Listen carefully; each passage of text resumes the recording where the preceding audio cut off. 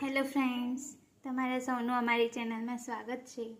તો આજે આપણે બનાવીશું ખાટી મીઠી ચટણી।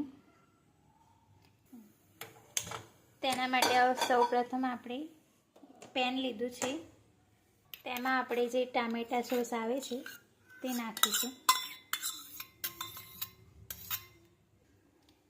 હવે તેમાં આપણે જે સોસનું પ્રમાણ લીધું હતું તે વાટકામાં જ આપણે પાણી લઈશું અને એમાં એડ કરી લઈશું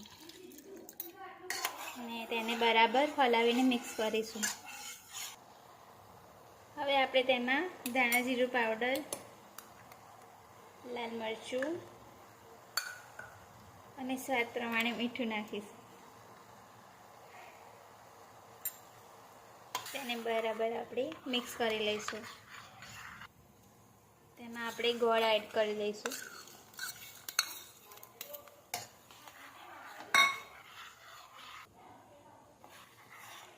હવે આપણે આને 2-3 મિનિટ માટે ઉકળવા દઈશું। આ ચટણી આપણે વ્રત કે ઉપવાસની રેસીપી બનાવી તેમાં પણ ખાઈ શકાય છે અને જો કોઈને આંબલી ચટણી ના ખાવાની હોય ખટાશની, તેના જગ્યાએ આપણે આ ચટણી લઈ શકીએ છીએ। તો આ ચટણી આપણે સરસ ઉકળીને તૈયાર થઈ ગઈ છે, તેને આપણે સર્વ કરી લઈશું।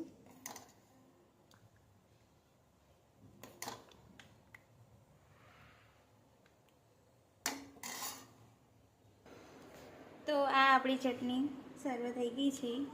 જો તમને અમારી રેસીપી ગમી હોય તો લાઈક, શેર અને સબસ્ક્રાઈબ કરવાનું ભૂલતા નહીં।